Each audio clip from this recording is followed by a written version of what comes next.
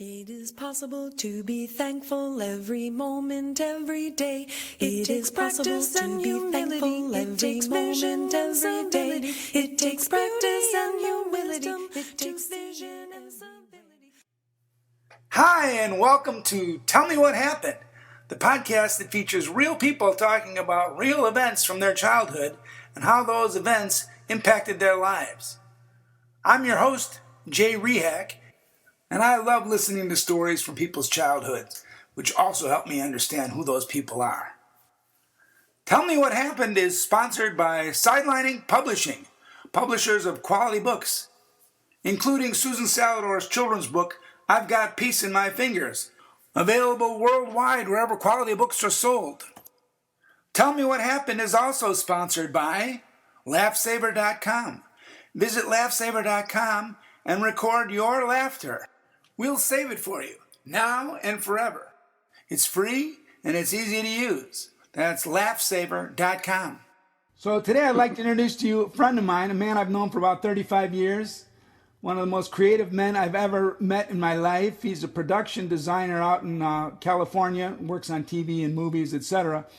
But more than anything relative to his job is just the fact that every time I talk to him, there's just a creativity and an energy that I envy. So I'd like to welcome to our show, Tell Me What Happened, Stuart Blatt. Stuart's out in Pasadena right now, and we're doing this via Zoom. So welcome, Stuart. Thank you, Jay. Welcome to you. Well, Stuart, tell me what happened. Are you ready to tell your story? I guess so. I think I'm as ready as I'll ever be.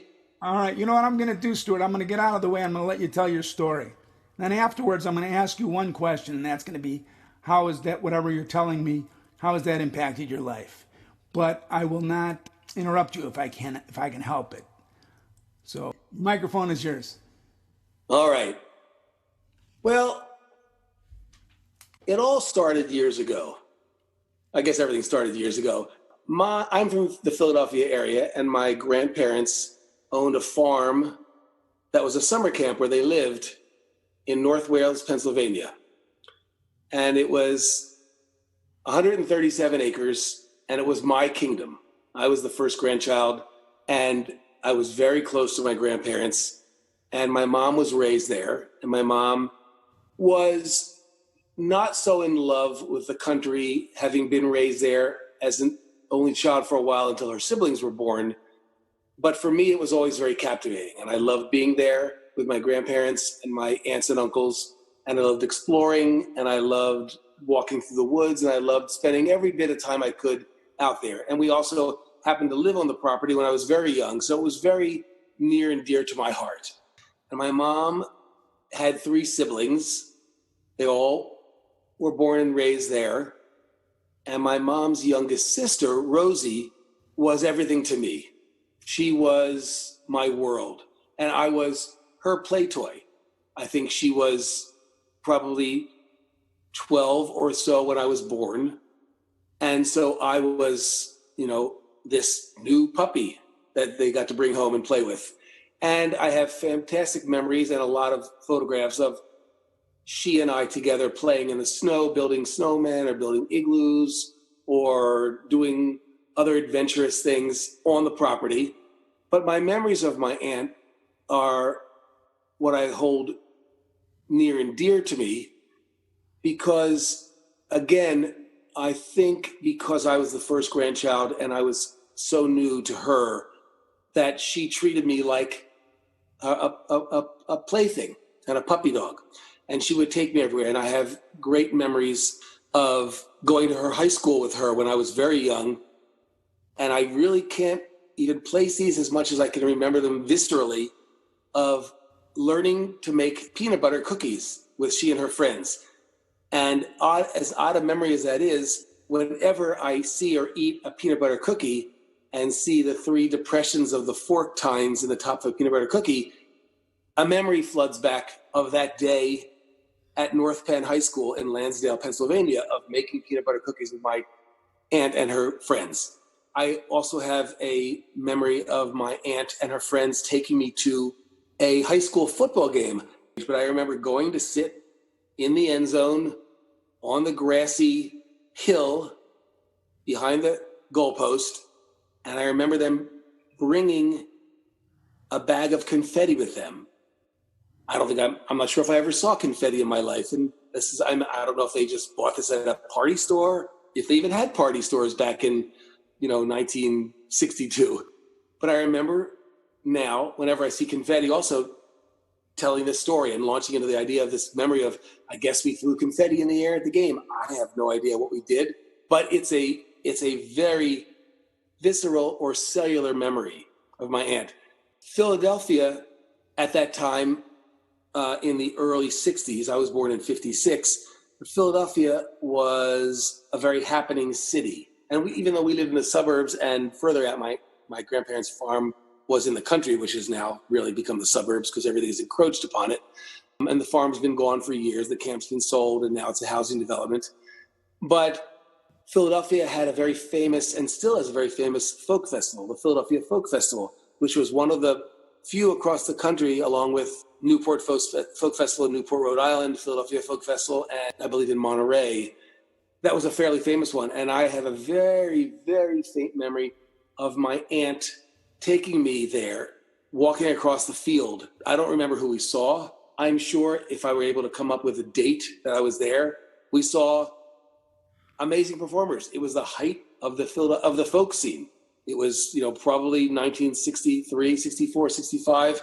And there were, probably, who knows? It could have been Dylan. It could have been Phil Oakes. Could have been Joan Baez. It could have been any one of the major players in the folk scene. And I have no idea of who I saw, but I just have a vague memory of walking across the field. But again, I was able to revisit the Philadelphia Folk Festival for the second time, the first time being a very young child, about 6 years ago, and trying to evoke that memory of being there with her. And I wasn't able to. As great a memories I have, this was just one of the millions of memories I have. And so just suffice to say that being there and seeing all the cars parked in the field and walking across the field and walking to the tents to see the different performers, stirred up all these amazing emotions in me. And as I got older and my aunt got a little older, she became everything that I wanted to be. She was a hippie, and she was a folk singer, and she was an artist. And it was everything I wanted my world to be then. And I got myself a fringe buckskin jacket, and I had like some kind of beaver pelt fringed belt and moccasins. And I really thought myself to be this little junior hippie. I was like in the junior hippie club.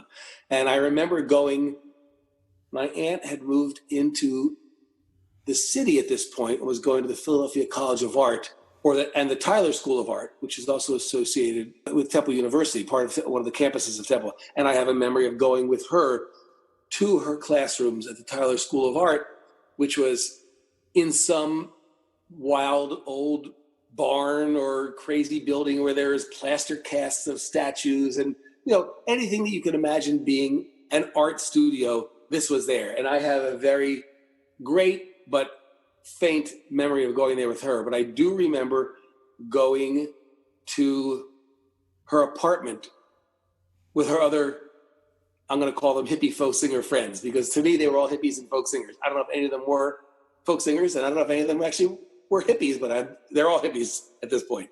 And I remember a very clear memory of they had painted on their refrigerator some sort of free-form Peter Max kind of art. And I remember thinking, this is the coolest thing in the world. You could paint on your refrigerator. And, being a young child, and even though my parents were in the arts, my parents happened to be both dancers, and my dad was a dancer on Broadway, we didn't live a bohemian existence. We were very suburban. My parents had a dancing school and then later became florists, and, was fairly mainstream in a non-mainstream world. They didn't work in an office. They didn't work for a factory or a corporation. But even still, my lifestyle was fairly to very mainstream, albeit I got to live in a world of arts, luckily. And my parents were very supportive of that. But my aunt was different. And my aunt, had this amazing energy. And she was, again, I was around her pretty much all year long because my grandparents, as I said, owned a summer camp And my aunt was one of the counselors there when I was a very young camper. And so her energy and her enthusiasm was always around me. And she always had her guitar, and she was always singing folk songs. And folk music was a big part of my life because, hey, that was the era. So if you had any life with any kind of music, and it was the 60s, folk music was there. My life was either folk music or Broadway show tunes. So those are the two things that really, honestly, that have shaped my life in the most complete form of who I am, why I am, what I am, and how I am, is show business, show tunes, and folk music. So, and my aunt, when she still lived with my grandparents in their big farmhouse, had a room that was the most fascinating place for me to spend time and discover it. It was really like Alice down the rabbit hole, because I'd walk into her room and it was full of her paintings, and it was full of posters, and it was full of books on poetry. And not that I was that, I don't want to be so bold or even exaggerate the fact that I was inspired by poetry because of that. But there was one specific thing, and also her music. And I would spend time in there with her and without her, just sort of poking around, looking in drawers and looking behind whatever album was on the front of the stack. So everything about my aunt was adventurous and larger than life and exciting, and a glimpse into a world that I guess I assumed I was going to be in. And so many great memories, her taking us on the train to go to Florida to visit my grandparents, and her taking me to see a Beatles movie at a movie theater. But I don't have a lot of fully fledged memories, except for almost like snapshots or a slideshow of memories, because they were so long ago. And when I was 12 in September of 1968, my aunt and I believe 4 or 5 other friends were up in New England, or maybe specifically Woodstock, New York, or somewhere around there. I'm not exactly sure where. And they were all killed in a horrific car accident. And I think being so young when it happened, even though we were so close and she was my everything, I don't think I was able to really place it in a context. I don't know if I knew anybody who had died. I certainly wasn't close to anyone who had died. And I know because she was the youngest and she was this crazy energy and much loved by everyone in the family, and of course, everyone at the summer camp with friends and relatives from afar, it rocked the world. And I know it really sort of was a knife in my family's heart for a long time. And I don't really think my grandparents ever recovered, even though this was 1968 and my grandparents lived until, I think, the 80s. But I believe there was always a veil over everything after that. I know my mother, who's 86 years old, is still very, very broken up by it and is easily brought to tears if we talk about it. But my grandparents left my aunt's room exactly like it was for years. But whenever I would go to their house, which was often, I'd go into the room, which was frozen in time, and still do the same exploring. And now the exploring was probably searching for more of my aunt at this point and trying to bring back or revive more memories and keep them alive in me. And from that room, three or four very clear memories I have was, or still have, is a memory of a small book of poetry by Lawrence Ferlinghetti, who was very famous in the beat poetry era and opened the City Lights bookstore in San Francisco, which is the home of all the Ginsberg and Cassidy and Jack Kerouac and everybody who was anybody in that world with a fringe jacket and moccasins. And my aunt's albums that were always stacked on the floor, and not stacked on top of each other, but stacked one in front of the other. So they were stacks you could leaf through easily. And 3 of those albums are incredible visual memories for me. One is a Nina Simone album. I don't think I had any idea who Nina Simone was. One was a Fred Neil album. No idea who Fred Neil was. One was a band called Moby Grape. Had no idea who Moby Grape was. And I think there may have been a Leonard Cohen album. Now, and I'm 64 years old, but for years, I've had my aunt's entire record collection, and they all live in boxes in the garage. And every once in a while I'm out there, I'll take them out and I'll look at these albums, and it'll be an immediate flashback to that room. And of course, looking at those albums. And about 5 years ago, weird coincidence that happened. I worked at a restaurant back in 1983, and somehow in Silver Lake, California, and somehow the owner got Nina Simone to come perform for a week. I didn't have the nerve to say anything to her about it, but it was, again, I always felt so connected.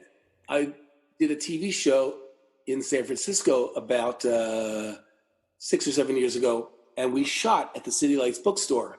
And I know Lawrence Ferlinghetti, who's a much elderly man, still came in there. I believe maybe even still owned it. And I very badly wanted to go in and tell him the story of my aunt, but couldn't bring myself to do it. I don't think I was overcome with emotion. I think I was just scared out of my mind as to what he'd say to me, or I don't know. I really don't know why. But I think all these events are my aunt still letting me know that she's present in my life. And I have dreams about her every so often. And usually the dreams, it's me running into her as, now she'd be 76 years old. It's not me running into her as a 76-year-old. It's me running into her as an older than the last time I saw her, but maybe not that much older. And I think I'm always asking her, where is she? And she says, I'll be back. I think her answer is, I'll be back, or I'm around, that kind of thing. And when our daughter Addie was born, her middle name is Rose, named after my Aunt Rosie. And she oddly looks very similar to Aunt Rosie. And we have photographs of the two of them. If you put them side by side, they're certainly not photographs together, but there's an eerie similarity that everyone remarks upon. So it's when I embarked in the life in the arts, first pursuing acting and then now as a career as a production designer, I think I'm always wondering what she thinks of it, assuming that she's watching, because what else would she have better to do than to watch everything I do in life? And trusting that she's there, whatever there means, wherever there is. I was fortunate a few years ago to be in Philadelphia with my parents and actually got a chance. We happened to be at the cemetery where she was buried for another funeral, but I walked over to where her tomb grave marker was and was able to stand there for a few minutes and talk to her, not about really anything specifically. I think really just to say hi and to check in, but she is an ever-present, constant force in my life. And I don't mean daily or weekly, in so much that there's never a day goes by, there's never a moment that goes by that I'm not thinking about her.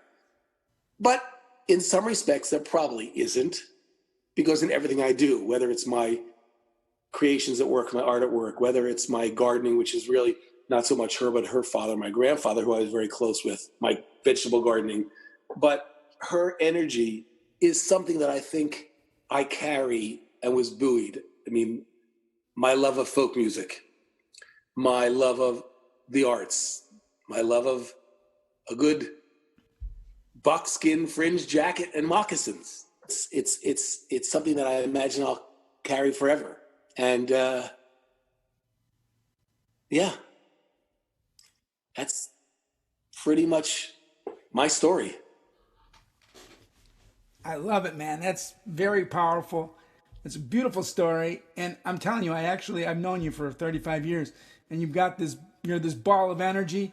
You're this ball of creation. You're constantly drawing something or making stuff happen all the time, and it sort of makes sense that you've sort of answered my question, but how she's impacted your life. But it just feels like you're.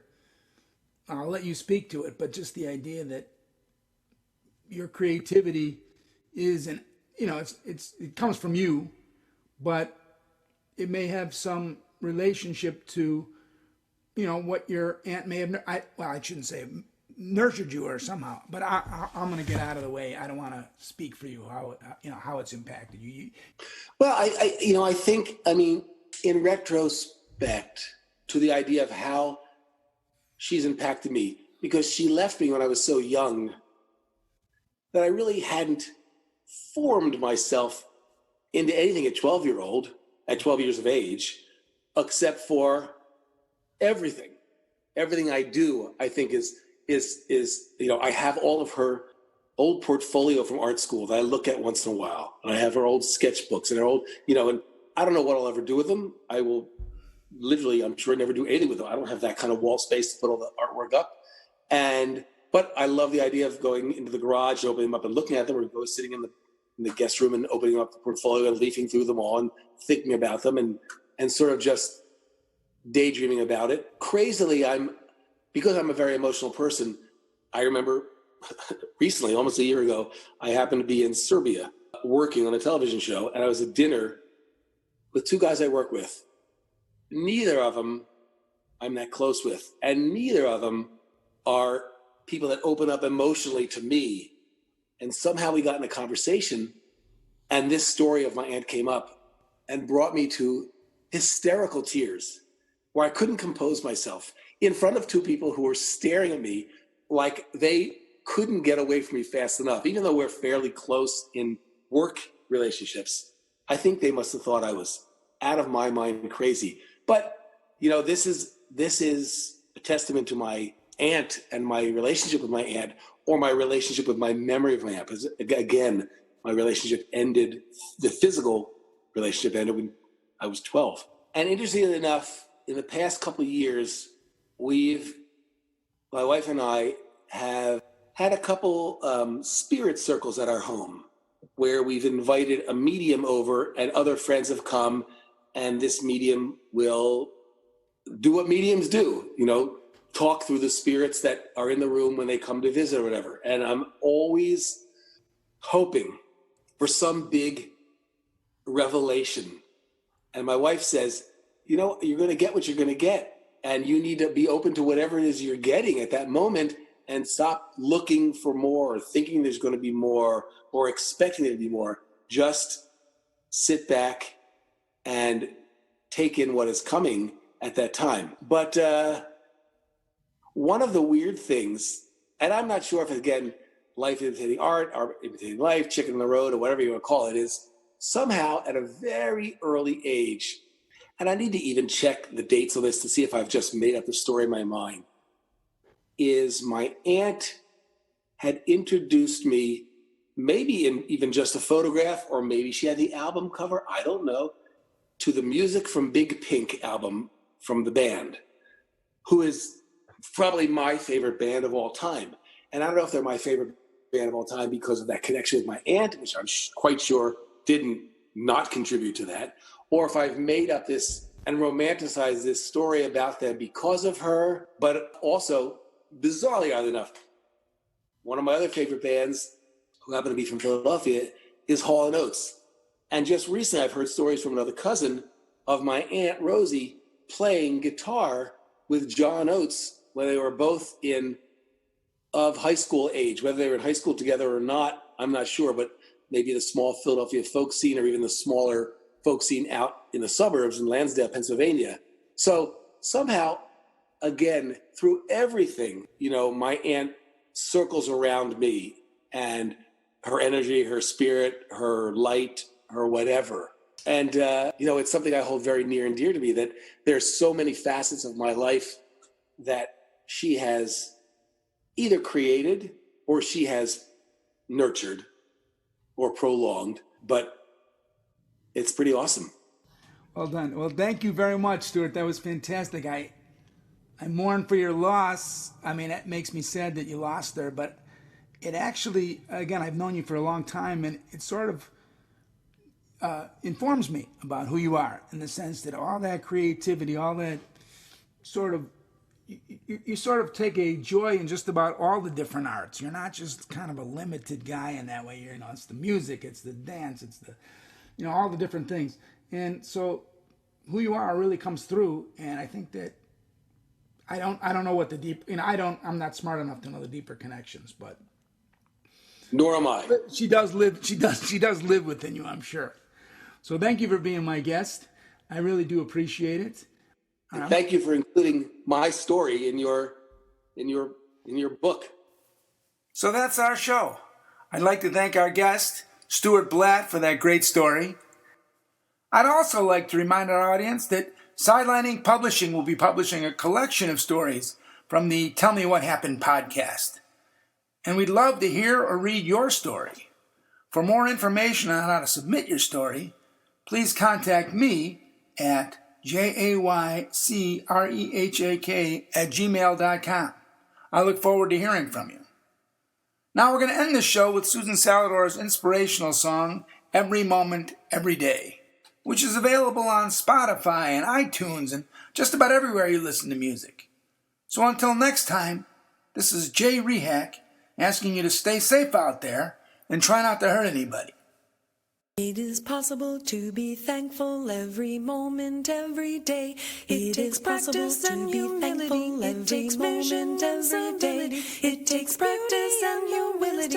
It takes vision and civility. It takes beauty and the wisdom to see it everywhere.